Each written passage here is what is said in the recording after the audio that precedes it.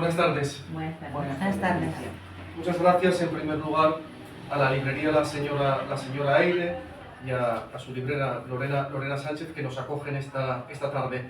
Teníamos muchas ganas de presentar aquí, es una librería relativamente nueva, yo creo que se abrió este verano, a finales de la primavera, a principios de verano, ella nos lo dirá. Sí. Y ya se está haciendo un hueco en el circuito literario de la ciudad, y no es para menos, si echan un vistazo a la librería, además de ser un local precioso, yo he llegado un poco antes y he estado viendo el fondo que tiene, y es un fondo exquisito, no es un fondo por rellenar estanterías, sino que se ve que hay un gusto, que hay un conocimiento detrás, ¿no? Un conocimiento de la literatura detrás por parte de la librera. Así que felicitamos a Lorena Sánchez y a la librería La Señora Eire, y les auguramos y les deseamos muchos años de prosperidad. Gracias, Begoña, autora de la casa, Begoña González, autora de la casa, novelista de su exitosa novela El siglo. Gracias por una muestra más de tu generosidad, por acompañarnos esta tarde. No solo por acompañarnos, ustedes no han visto el detalle. Como Begoña estaba aquí, la librera colocó unos libros suyos en la mesa del siglo, y Begoña se ocupó de retirarlos porque entiende que el momento es de Pepa. Es decir, eso no lo hace todo el mundo, ¿eh? No lo hace todo el mundo. La generosidad de Begoña queda siempre más que demostrada, más que demostrada. Fue Begoña quien nos presentó a Pepa hacía tiempo, ahora diré cómo. Bueno, pues muchas gracias. Gracias a todos ustedes por venir esta tarde de viernes, que seguro que hay mil planes que hacer, que venir a acompañarnos, ¿no? En realidad es por ustedes por quien cobra sentido la publicación de la novela, la presentación, todo lo que tratamos de hacer, así que esperamos no defraudarles y que les resulte satisfactoria. Y el mayor agradecimiento, como es obvio, como es de esperar, es a Pepa Gerillo, por confiarnos el original de la novela, por haber confiado en nosotros como casa editora, y por trasladarse desde Toledo, Asturias, a presentarnos, a presentar El lector de almohadas. No es un viaje fácil ni es un viaje rápido, así que bienvenida a Asturias y gracias por estar aquí. Pepa, yo la conocía porque Pepa es titulada por la Escuela de Arte de Toledo y tiene obras publicadas. En 2015 publicó Pipa Macleo, en 2019 Donde no había lobos, y ahora en 2024 publicado El lector de almohadas. Pero yo Pepa la conocía porque es miembro fundador, junto a Gabriel Navalón, del grupo Etnos a Tramo. Si tienen ocasión de escucharlos en directo o en algún canal que esté por ahí por la red, pero en directo es una auténtica maravilla. Tocan música medieval, música andalusí, música sefardita, música antigua en general de ese periodo de la historia de España en que convivían, o al menos cohabitaban, las tres culturas, ¿no? Sí. Y mucho más en vuestra ciudad, claro. en Toledo, ¿no? Mañana, me consta que mañana tocáis en el lejano oriente, en Cabrales, quiero decir, que es la patria de Begoña también, la patria de sus ancestros, y que vais a tocar allí una vez más en Iguazu, me parece que es, ¿no? Sí, ahí, bueno, a las 6 de la tarde. Por si alguien anda por allí. Ya he presentado a Pepa, ya he dicho cuál es su trayectoria literaria y musical, artística, va unido, ¿no? Son distintos enfoques del discurso artístico. Y puedo decir por qué publicamos la novela. La presentación la va a llevar Begoña, pero puedo decir por qué publicamos la novela. Siempre utilizo esta expresión, pero es que no se me ocurre otra que lo defina mejor. Cuando leímos el original, y digo leímos porque lo leemos 3 o 4 personas que no se conocen entre ellas. Yo sí las conozco, pero entre ellas no se conocen. No hay una reunión para decidir, sino que cada uno emite su opinión, ¿no? No contaminada. Nos dejó a todos clavados en el sitio, clavados en el asiento, y me quedé clavado con esta novela, ¿no? Van a ver una historia que va por encima, una historia que es la historia, la primera lectura, o la lectura que sobresale, ¿no? Que van a ver, que ya de por sí misma, lo decíamos en el Oviedo, ya de por sí misma va a resultar satisfactoria, ¿no? Una estructura más o menos tradicional, un planteamiento, un desenlace, y que ya de por sí va a resultar muy entretenido, va a ser una buena novela. Pero lo importante no es eso. Lo que hace de esto una novela grande, una novela distinta, no solo que sea una novela entretenida, es lo que subyace. Es como un río subterráneo, como un canal por ahí, como un canal que viene desde el principio, desde el manantial del origen de la novela, y que aflora, revienta al final. Después, bueno, veremos también, ya lo iremos comentando, como hay rasgos de la mejor tradición literaria española, de Lazarillo, el Buscón, todo el barroquismo español hasta nuestros días, ¿no? Y yo no digo más, presenta Begoña, trataremos de no extendernos, yo no querría estar más de 45 minutos, creo que con eso es suficiente. Ya te pone el límite. Es que Begoña escribió una novela de 800 páginas, Sí, entonces es que es de la mía. una novela de 800 páginas. Si nos dejas, seguimos hasta las Sí, 7. sí. Y alguien que en los archivos le dicen que tenemos que cerrar, señora, usted con esto ya. Pero yo lo que les animo es que no esperen al turno de preguntas habitual, sino que nos interrumpan cuando quieran, que se sumen a la conversación. Y lamento mucho la gente que está de pie, por eso trataremos de ser breves. Saludamos también a otra autora de la casa, Rosa Valle, autora de Copos de Luz, que es autora de la casa y que también está hoy acompañándonos. Pues nada más, cuando queráis. Pues muy bien, pues daros las gracias a todos por estar aquí, por querer conocer a Pepa, a conocer su obra, la obra que publica Velasco Ediciones, El lector de almohadas. Mirad, yo conozco a Pepa, voy a hacer una pequeña introducción de quién es Pepa y quién es Pepa para mí. Yo conozco a Pepa porque cuando presento El siglo en Toledo, llamo a una amiga y le digo, búscame a un grupo de música sefardí tradicional, antigua, lo que os contaba para volver un poco la presentación. Y me dice, mira, aquí hay un grupo de referencia en Toledo que se llama Etnos Sagrado. Es un grupo que no creo que quiera ir a tu presentación para cantar un par de cantigas, ¿no? Es un grupo que ya tiene su bagaje, ya tiene sus escenarios en otros sitios. Y el grupo quiso, finalmente Pepa y Gabriel quisieron. Yo recuerdo, Pepa, cuando hablamos, no sé si fui yo la que te llamé o tú me llamaste a mí, Pepa me dijo, mira, las razones por las que vamos a tu presentación son dos. Una, porque nos llama la atención, nos llega de curiosidad una presentación literaria. Nunca habíamos estado presentando un libro y acompañando musicalmente un acto de presentación literaria y ya por eso nos apetece. Y dos, porque soy escritora. Entonces, me quedé también impresionada de una mujer que también pues, tenía esa faceta, ¿no? Como la mía. Entonces, ahora me encuentro conozco a Pepa, sé de su sensibilidad, la veréis y la oiréis, lo dulce que es. Entonces, lo primero que me ha pasado es que cuando yo escucho a Pepa en los conciertos, y después la fui escuchando en otros conciertos más, siempre lo digo, se queda uno con los ojos cerrados. Hay que escuchar la música de Etnos Sagrado con los ojos cerrados. Pero me llega esta obra, yo la abro sabiendo quién es Pepa, aquí conozco a Pepa, y me quedo con los ojos abiertos como platos. Y entonces yo digo, esta mujer que es todo sensibilidad y es toda dulzura, ¿cómo es posible urdir esta novela, esta historia de esta persona que ante todo es mala, es maligna, es perversa, todo eso? Y para que os deis una idea de cómo es la novela, voy a leer un poco de la sinopsis, que dice: ¿qué harías si contaras con el singular don de usurpar las intimidades? Un joven ladrón, inteligente, sin escrúpulos y con una asombrosa capacidad de persuasión, lo tiene muy claro. Aprovechará ese poder para cometer toda clase de tropelías a la altura de su crueldad. Para que os hagáis una situación de qué trata la novela. A mí eso me choca muchísimo, con la Pepa que yo conozco. Lo primero de todo es Pepa. ¿Cómo te entendías o introducimos en una historia de una persona mala, realmente mala, que causa el mal? Bueno, a mí me ha resultado extremadamente fácil meterme en la piel de esa persona, ¿no?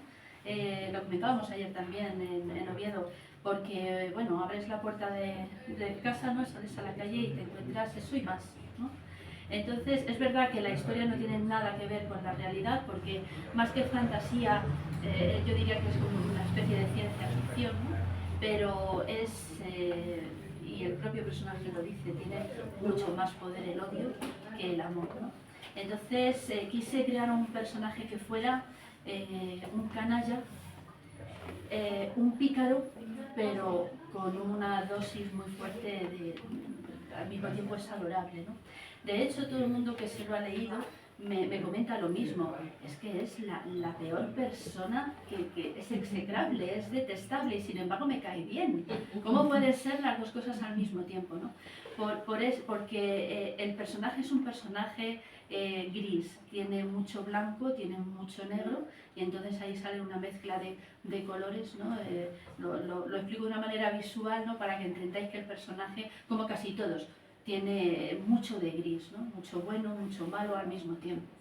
Entonces, y el personaje creo que se me ocurrió, porque se me ocurrió la idea después de una frustración, estaba escribiendo y no me salía y dije, me voy a la cama. Y entonces yo me acosté, yo me agarro a la almohada para dormir y ahí consultas con la almohada, ¿no? De hecho hay un dicho, consúltalo con la almohada y mañana verás las cosas de otra manera. Entonces, en ese momento yo pensé, ¿cuánta gente habrá haciendo esto mismo que estoy haciendo yo, ¿no? Descargando mi frustración, otras personas descargando sus alegrías también, ¿no? Sus deseos, sus secretos.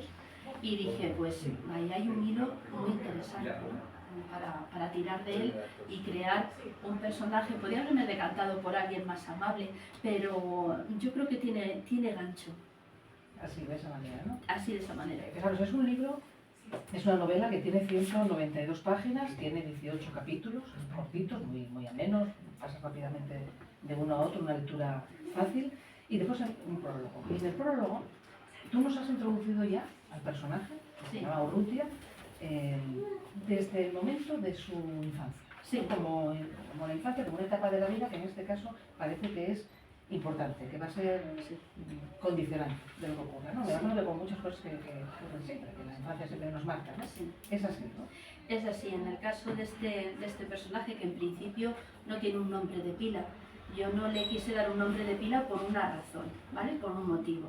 Todo en el libro tiene su porqué y todo se va desvelando y sobre todo al final es cuando se descubre todos los secretos que encierra esta novela.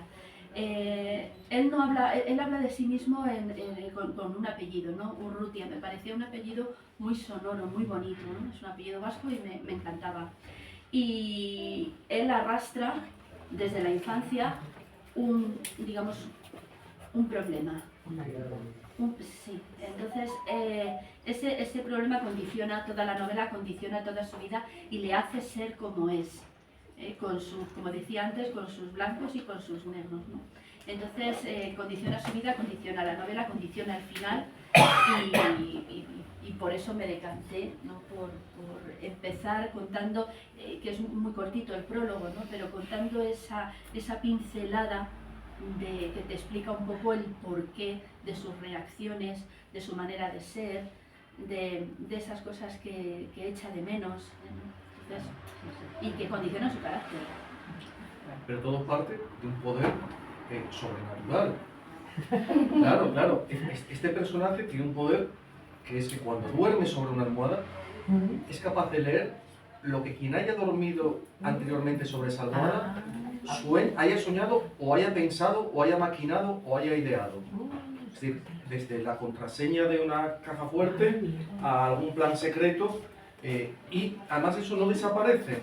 Eso puede ser una almohada de hace 10 minutos o de hace 300 años. Eso no desaparece, lo va leyendo. Y claro, imagínense eso, que ese poder lo va a utilizar para nada bueno. A partir de ahí lo que se desencadena aquí es una cosa exagerada, ¿no? Es una auténtica locura ficticia, pero como dijo un crítico, lo decimos ayer, no ha habido muchas reseñas y muy buenas ya en prensa nacional, ha salido en el ABC, ha salido también en El Comercio, en prensa de Toledo, radio y televisión, y hubo un crítico, no recordamos quién, que dijo: Pepa ha hecho de lo imposible, de lo increíble, ha hecho algo verosímil. Claro. Y esa es la esencia de la literatura, que haya, sino que sea verosímil, ¿no? Es decir, que Caperucita Roja hable que un lobo hable en un documental de la 2 no es verosímil, pero que hable en el cuento de Caperucita Roja sí, ¿no? Bueno, pues exactamente eso es lo que ha logrado Pepa. Yo creo que es una de las cualidades de la novela, ¿no? La verosimilitud para tratar ese tema, que es una cosa, yo digo, loca. Esa yo creo que es la diferencia entre la diferencia que yo veo o he visto siempre, a lo mejor estoy en un error, ¿no? Pero entre la fantasía y la ficción. Porque en la fantasía todos sabemos que las hadas no existen, las sirenas no existen, las brujas, etc. Entonces, cuando tú introduces ese tipo de personaje en una novela, pues ya sabemos de qué tipo de novela estamos hablando. Pero la ficción es otra cosa, porque en la ciencia ficción puede ocurrir cualquier cosa, ¿no? Yo recuerdo que en las novelas de Julio Verne, que todo el mundo las conoce, ¿no? Es curioso porque viajan a la Luna en una nave espacial, que son muy parecidas a las que luego se diseñaron. Sin embargo, los astronautas escribían con pluma, porque a Julio Verne no se le ocurrió una nave espacial, sin embargo, no pensó nunca en una estilográfica o en un bolígrafo, ¿no? Entonces todos los astronautas se imaginan en un pergamino, ¿no? O en un cuaderno escribiendo con pluma. Entonces, en la ciencia ficción puede ocurrir cualquier cosa. Y yo creo que el secreto del lector de almohadas es que yo lo escribí como si lo que pasa ahí fuera verdad. Fuera verdad. Además, como los escaparates, los paisajes, los enclaves son reales, Toledo, Santander, Granada, Madrid, en el siglo XXI y con anterioridad, pues eso le da digamos, un rigor a todo, ¿no? Que hace como que incluso gente, ayer lo comentábamos, que me ha preguntado por redes sociales, ¿no? y me ha escrito, pero oye, yo me lo he leído, pero vamos a ver, ¿en qué forma esto es verdad? Es al contrario, ¿en qué forma es mentira? No es verdad, nada de lo que pasa es verdad, salvo algunos datos, digo, de enclaves toledanos muy característicos, muy populares allí en mi ciudad, ¿no? Que todo el mundo allí en Toledo conoce, ¿no? Esa es la única verdad. Nadie puede leer a día de hoy, que yo sepa, lo que otros descargan en las almohadas y utilizarlo en su propio beneficio, ¿no? Imaginaos lo que pudiera ocurrir si podemos leer la almohada de un político importante. Pepa, la almohada, y perdona que te corto, pero la almohada tiene un toque de cotidianidad. Todos tenemos almohada. Todos hemos llorado una almohada, todos hemos tenido una pesadilla. Entonces eso entra muy dentro. Ha sido un toque bastante bueno. Y además, aparte porque de cotidianidad, en un espejo a lo mejor no te es algo mira. íntimo, sí iba a decir. En un espejo a lo mejor tú no eres de mirarte. A la ropa a lo mejor tampoco, el creer que vuelas no y tal, pero una almohada, ¿quién no se apoya en una almohada? Todos nos apoyamos todos los días, por lo menos una vez en la almohada. Ya me intrigaste cómo hace para llegar a la intimidad de las almohadas de los demás. Fíjate que la siguiente pregunta, en relación a lo que tú ibas a decir, ¿hasta qué punto nos hemos metido en la historia que yo voy a preguntarte? ¿Qué es leer una almohada? Va a ser algo que yo me pierdo, ¿no? En ese sentido, porque lo hemos hecho, lo hemos naturalizado. Claro, Claro. es que es muy normal. cotidiano. ¿Qué es leer? ¿Qué es para Urrutia leer una almohada? Pues yo creo que la palabra que mejor define lo que él siente cuando utiliza ese poder, que luego le reporta grandes beneficios, ¿no? Claro. Económicos y de conocer secretos de la gente, también te puede reportar muchas cosas, pero para él no lo ve como un don. Nosotros que lo hemos creado, que lo hemos publicado, lo vemos como un don, pero él lo ve como un vicio. Para él es un vicio, es una adicción la que tiene, ¿no? Porque de hecho él se describe a sí mismo como el hombre más acaudalado del planeta. Nadie tiene ni posee más joyas, más dinero a base de leer las almohadas de otras personas y utilizar esa información. Porque si un magnate muy poderoso le cuenta a su almohada, tengo que recordar la contraseña, ¿no? Imaginaos, Claro. de mi caja fuerte en no sé dónde, o tengo, pues eso Urrutia luego se la vacía. entonces ya no cabe más dinero en su haber. Eso, Y sin embargo no puede dejar de hacerlo. claro. ¿Qué ocurre? Pues que da con la almohada que no se esperaba. Que le pones su sitio, vaya. Claro. La almohada no se- y su apariencia, lo van a ver ya en la primera página, no Sí. desvelamos nada, su apariencia de diario, Sí, aquí se dedica a Urrutia. ¿Qué Claro. finge ser? Pues finge ser un fontanero que sale por las mañanas con el muelle y con la caja, ¿no? Así Y llega que las no- almohadas. y que no sabe apretar una tuerca. Que no ha cambiado nunca Ya un se buzo. sabe. Sale en la primera página, ¿no? No desvelamos. a ver, Cristian, si pudiéramos hacer eso, yo no apretaba, vamos, ni la luz. Primera página, sí. Además, la novela está narrada en primera persona, que Sí. le da mucha fuerza narrativa. de- Estás escuchándole a él directamente, es una conexión directa con su mente, Sí. esa mente oscura y dura. Mm. Yo creo que has Sí. llegado mucho Sí, a... también le quise dar a Urrutia no solamente una apariencia física corriente, de un Sí. hombre corriente, un hombre joven, de Sí. 30 y tantos, Mm. pero que no llama la atención excesivamente, por eso se disfraza de qué, pues una profesión normal que puede Sí. tener cualquier persona, aunque es puro atrezo, como él mismo dice, se disfraza para salir por el día para conseguir su botín nocturno, que son esas almohadas. ¿Qué me has escrito? ¿no? Yo lo que te decía En es- primera sí. persona. Entonces él, aparte de definirse en el libro físicamente como alguien corriente, también se define o se muestra tal y como es. De ahí ese lenguaje que él utiliza, que es un lenguaje absolutamente corriente, tirando a procaz Sí. a veces lo es, Incorrecto. absolutamente canalla, menosprecia al otro. Cuando le tiene que decir algo a alguien se lo dice sin ningún tipo de cortapisas. Algunas veces tuvimos que matizar, ¿no?, alguna cosa para no herir la sensibilidad del que está leyendo, ¿no? Cosa que yo agradezco muchísimo el buen gusto, ¿no? A la hora de... Hay muchas maneras de decir lo mismo, ¿no?, y de Pues sí. expresar lo mismo, ¿no? Entonces, y creo que el personaje también por eso se hace querer, porque es canalla, como digo, y es pícaro, pero creo que en su justa medida, sin excesos, ¿no?, que puedan decir qué persona tan... No, es que le coges aprecio, le coges cariño, ¿no? Y te interesa mucho saber cuál es eso que subyace, ¿no? Y que le atormenta y que le tiene sorbido el seso, ¿no? Y por eso yo creo que tiene esa fuerza él mismo y de querer hacer cosas, ¿no? Un poco, y de qué quiere, quiere algo, pero no sabemos el qué. Bueno, pues es eso que subyace y que al final de la novela explota, ¿no? Pero no lo vamos a desvelar. No te preocupes. ¿Se puede spoilear el hecho de que cuando descubre este poder lo tuvo siempre o...? Eso lo dice ya en la primera página, ¿no?, que ya de este libro, creo, ¿no? En la primera página habla de descubrir que tenía un don cuando tenía 10 años, la primera vez que dormí fuera de mi casa. Claro. Porque él se supone que ha dormido siempre en su En su camita, casa, entonces claro. a los 10 años se va de vacaciones con sus padres y descubre que tiene un don que ni él mismo es capaz de asimilar o de gestionar ese O de poder, entender, ¿no? claro. Hasta que no va, Claro. eso queda implícito, hasta que no va creciendo y va, dice, aquí tengo yo, bueno, eso es todo ancha el castillo, A no tener novia, ¿no? Entonces, No compartir y entonces, almohadas. ¿qué hace? Hay dos vías, y él llega a esa encrucijada y dice, tiro por la vía del bien, tiro por la vía del mal. ¿Qué es más fácil? ¿Qué es más fácil? ¿Qué es más redituable?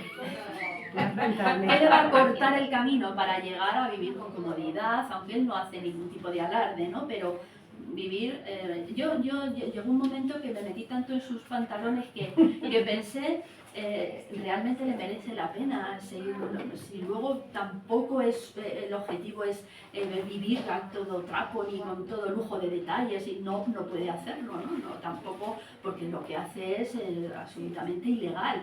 Entonces no puede hacer alarde porque en un momento dado lo pueden descubrir. Entonces es todo el rato como un tira y afloja, un quiero y no puedo, ¿no? Es un vicio para él, Y ¿no? es un vicio. Yo No creo lo que puede lo que dejar. hace es coger, No lo puede dejar. coger el camino, coger la calle del medio a toda velocidad y va como hasta que se estrella. Porque la Claro. perversidad es un fin en sí misma.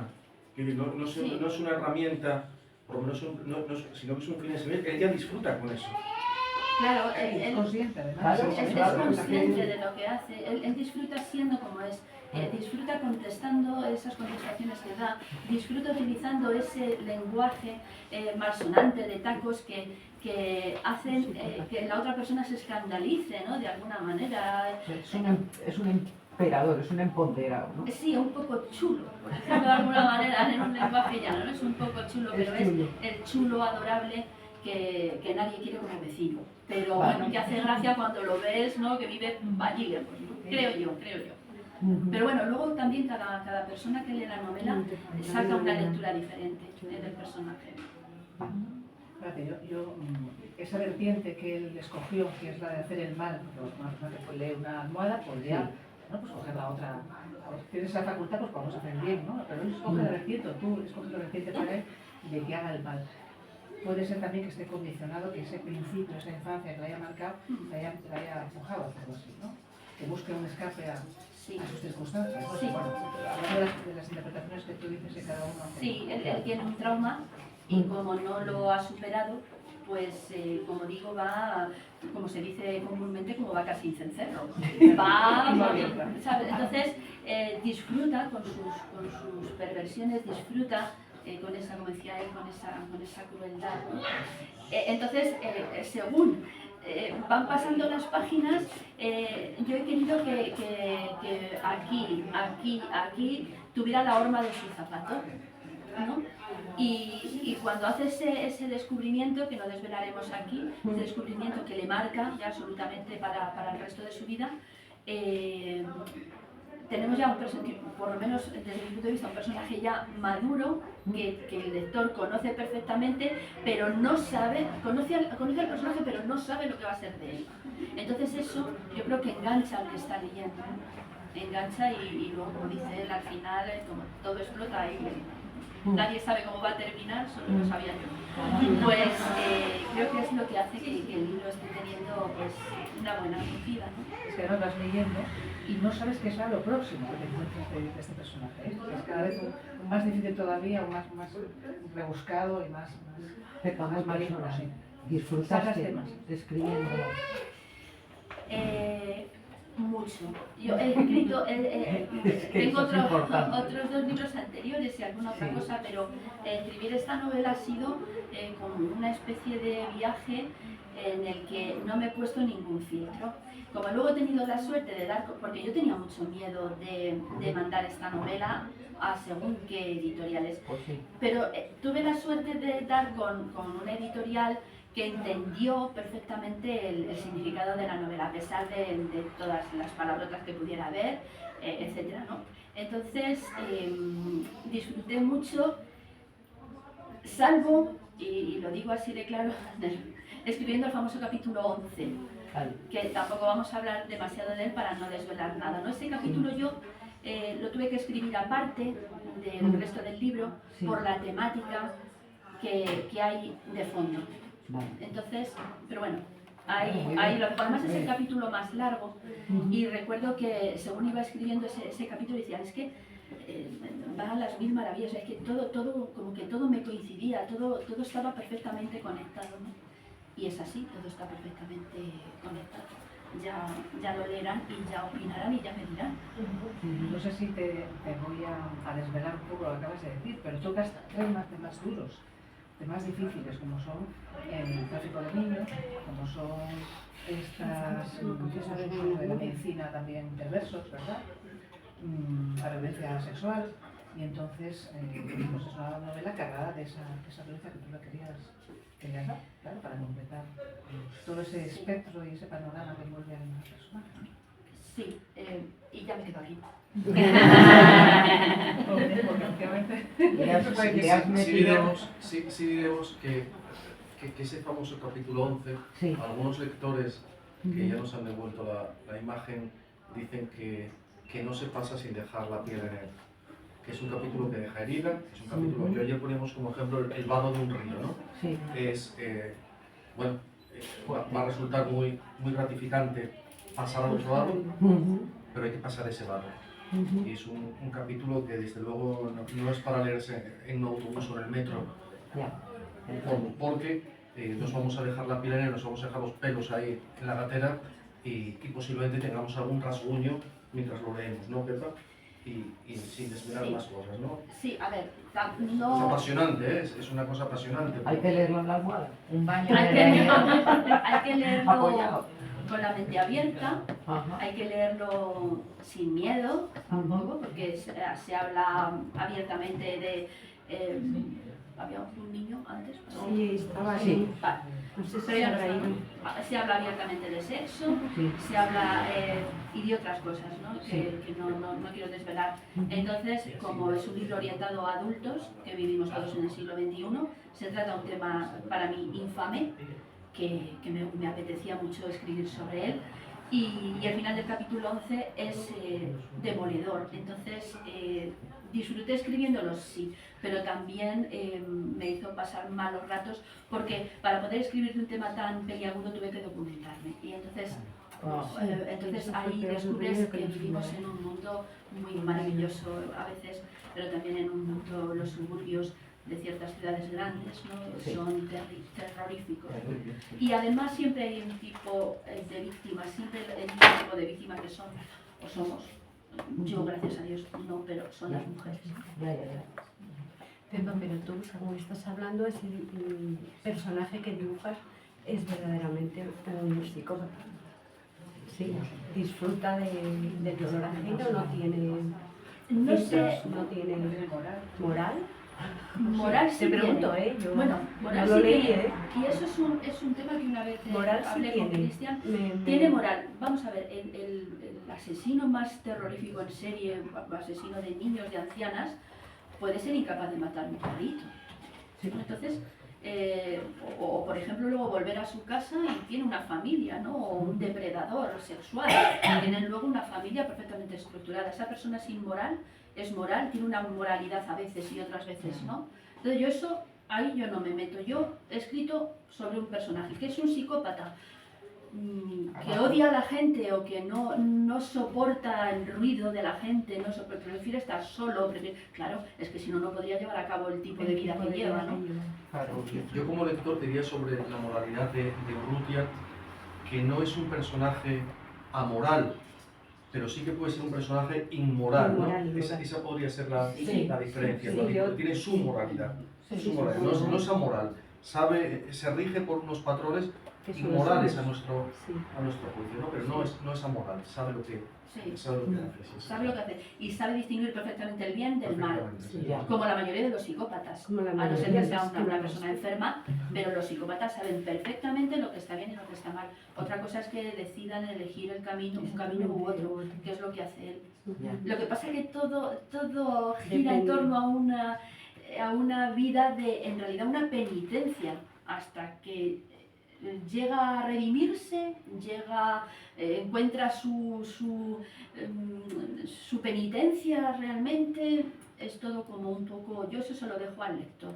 Yo simplemente me he limitado a escribir sobre un trocito de vida de este señor, desde que se encuentra con algo que no esperaba, y eso desencadena un montón de, pues, se desvelan un montón de secretos que él no sabía, tenía una idea, pero no sabía siquiera que existían, ¿no?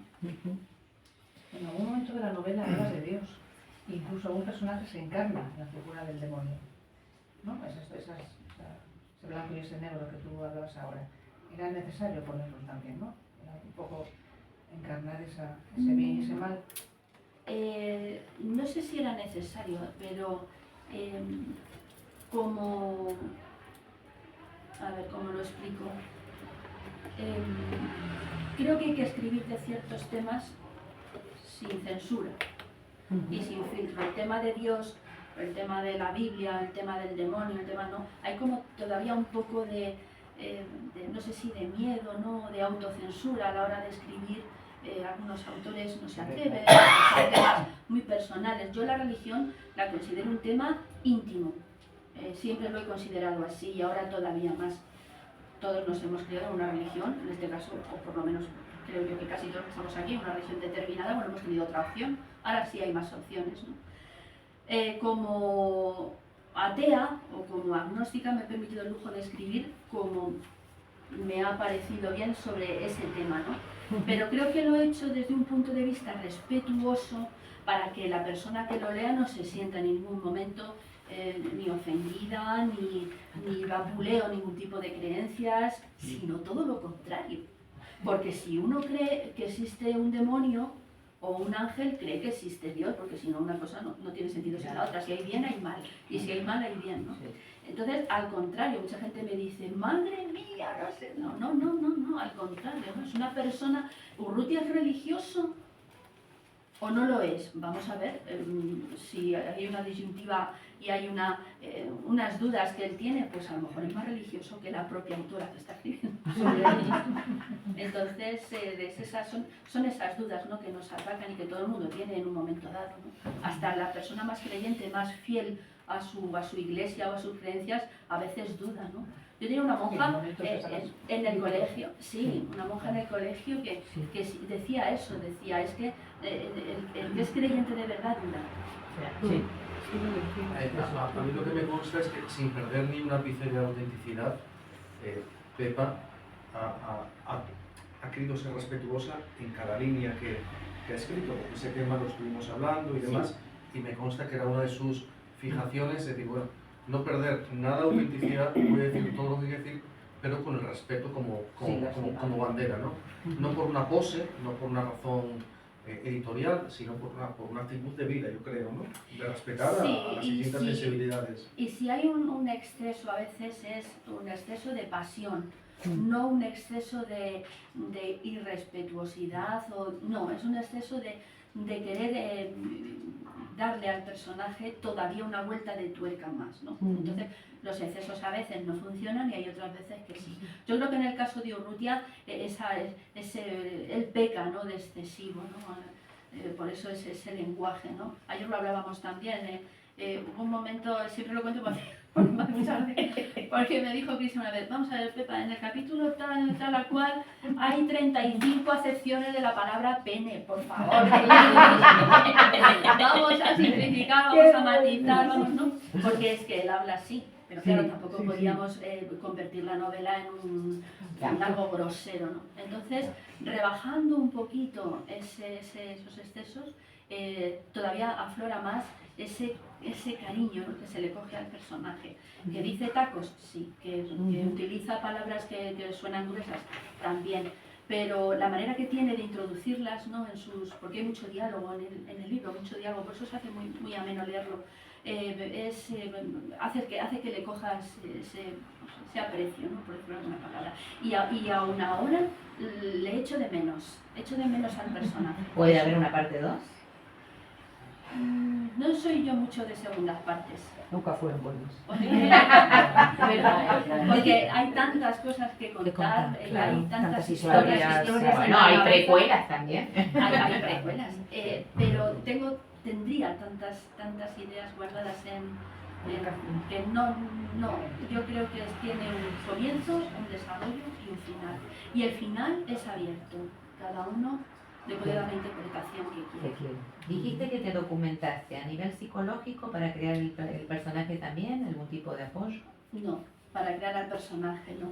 Como decía antes, basta ver un poco lo que se cuece para crear un personaje malvado, es lo más fácil. Está lleno de ellos, ¿no?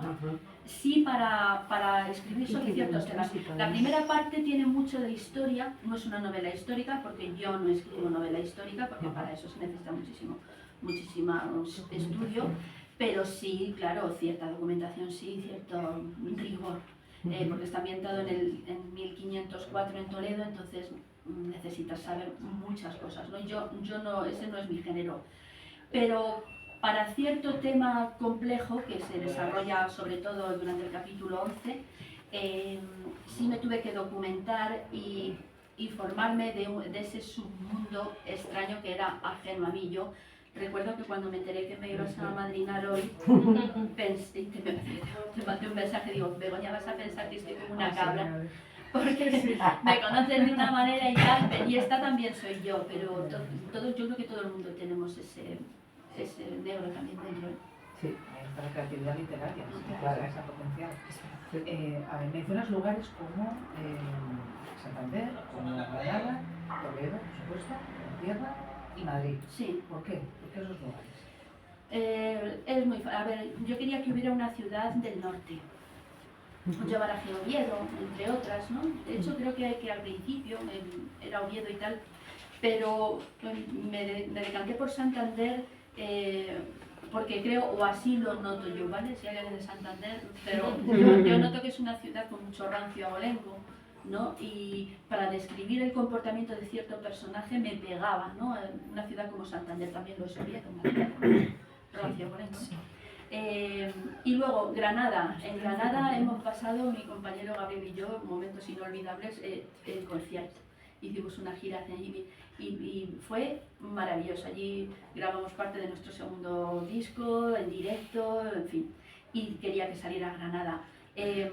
Además necesitaba una ciudad andaluza que en Semana Santa se petara, ¿no? Como se dice ahora de gente. Sevilla, Córdoba, pero bueno.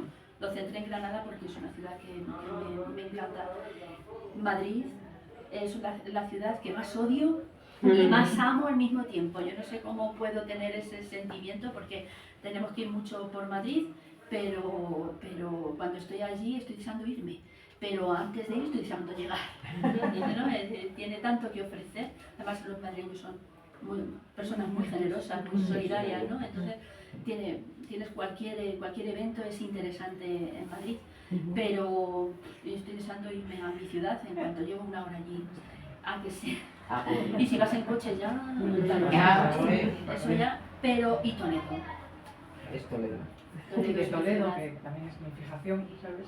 De Toledo mencionas lugares también muy especiales, el puente de San Martín, que tiene mucha relación contigo, ¿verdad? Sí. La posada de la Hermandad, y después el Cerro del Bú. El Cerro del Bú quizá por esa connotación que tiene de lugar telúrico, ¿no? Mágico, ancestral, ¿puede ser? El Cerro del Bú es un montículo que nace en solitario, está entre la carretera de circunvalación, que llamamos nosotros carretera del Valle, que es una carretera que circunvala la ciudad, y está antes del Tajo. Está la carretera, el montículo, el Tajo y Toledo, ¿no? De frente. Y es un sitio que habla, las leyendas, que sí, tiene cierta energía negativa. Yo solo he estado 2 veces. Por allí baja un arroyo que se llama, eso es cierto, sale en el libro, el arroyo de la Degollada, y lo cruza el puente de la Degollada, que es Toledo es precioso, de frente, el valle precioso, y el puente de la Degollada es una cosa horrorosa, de metal horrible, que yo no sé, ¿no? Y así lo Urrutia cuando llega y ve Toledo tan maravilloso y te cruza ese puente, ¿no? Entonces, entre los nombres que le pusieron a esa zona, arroyo de la Degollada, puente de la Degollada, y las 2 veces que yo he estado allí, sobre todo en la base del montículo, hay una energía extraña, ¿no? Hay una energía rara en ese sitio, no me preguntes si es buena o mala, es rara. Hayan hecho unas excavaciones, también sale en el libro, unas excavaciones arqueológicas, porque hubo un asentamiento celtíbero, de la Edad del Bronce. De la Edad del Bronce, y ahora está abierto pues, sube el turismo, sube a navegar y tal. Entonces el Cerro del Bú es un sitio muy conocido, muy conocido en Toledo. Por la otra cara, o sea, está la excavación de la Edad del Bronce, y por la otra cara hacen rafting los bomberos, que son cosas que no sé si solo pasan en Toledo. Y luego, por ejemplo, el puente de San Martín, que yo me crié en el barrio de San Martín, el Pozo Amargo, que es un sitio de leyendas sefardíes allí en Toledo, donde se cuenta, ¿no?, que una judía se enamoró de un cristiano o un judío de una cristiana, todavía no lo tenemos claro, y se amargó el pozo, se llama el Pozo Amargo porque las lágrimas del que lloraba allí por el amor del otro o la otra, pues amargaron el pozo, ¿no? Entonces, pues pequeñas pinceladas, la posada de la Hermandad, que todavía está abierta al público, ahora es una casa de exposiciones y de tal. Creo que jamás se torturó allí a nadie. En realidad, no es cierto que era la casa de la Santa Inquisición, pero allí no había, eso dicen ahora. Yo he estado en la hermandad de los racioneros, los eclesiásticos, nada que ver con eso. Sin embargo, todo el mundo dice, la posada de la Inquisición. No es verdad, ¿no? Entonces, pero bueno, eso a mí no me importa, porque dentro de la fantasía o ciencia ficción, tú eres libre de poner y de inventar lo que quieras, ¿no? Con esas pequeñas pinceladas de realidad, haces que el cuento parezca verdad. Pues sí.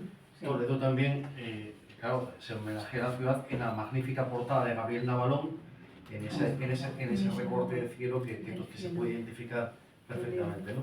El skyline de Toledo, que hizo en la fotografía, eso que ven ahí es la almohada que menciona, lógicamente, visualmente es ideal para sintetizar el título, ¿no? Esa es mi almohada. ¿Quién diseñó la portada? Mi compañero Gabriel Navalón. Muy linda, ¿eh? A ese respecto tendría que romper una lanza en favor de la editorial y de Cristian, porque apostó por una creación hecha por inteligencia humana y no por inteligencia artificial. Que eso hoy en día es algo a valorar mucho, dando como a los creadores este nuevo elemento informático nos está cortando muchas alas. Entonces, alabo que Cristian tuviera la decisión de que la portada tuviera una realización, entre comillas, artesana, de fotografiar la cama, fotografiar la almohada, fotografiar el skyline de Toledo, y el juego de azul y rojo, color frío y color cálido, también tiene su explicación cuando lean la novela. Muy bien. 2 cositas nada más. Que la novela está incluida en la red de bibliotecas municipales de Madrid, Así que en sus cursos de lectura, ¿verdad? Pero yo creo que tiene mucho que aportar de diferente, de nuevo. El día 6 empezamos. Efectivamente, ese es un punto muy... pueden imaginarse lo difícil que es que la red de bibliotecas públicas de Madrid, ¿cuántas propuestas tendrán para incluir una novela en sus clubes de lectura?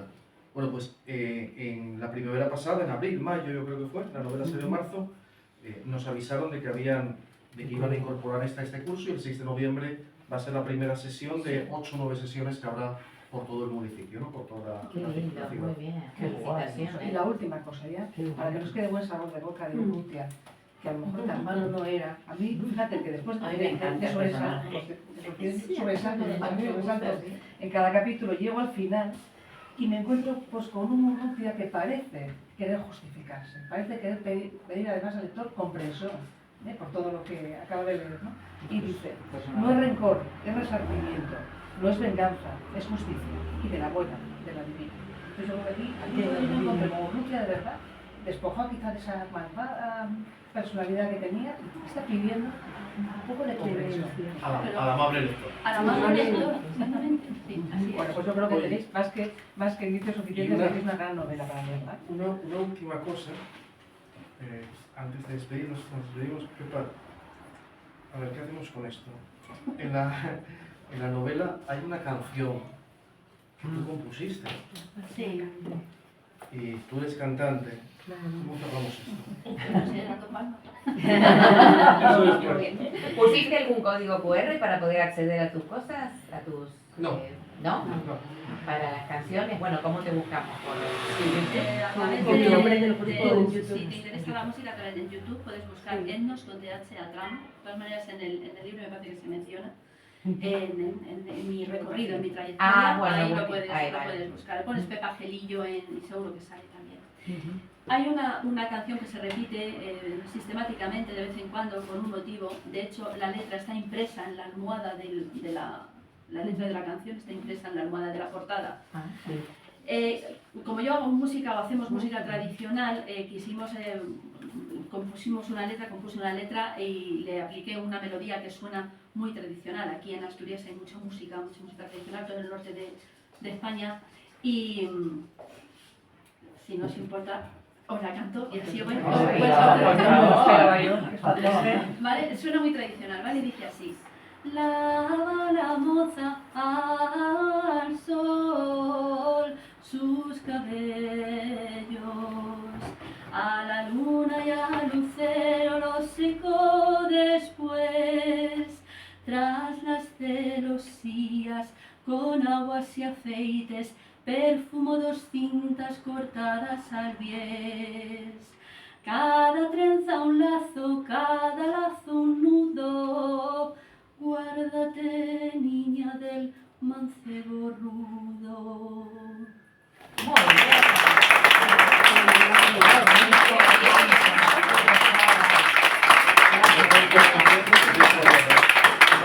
Pues nada más, quien lo desee, Pepa firmará Voy ejemplares a de la coger el novela. libro que tengo encargado para que nos lo sigan.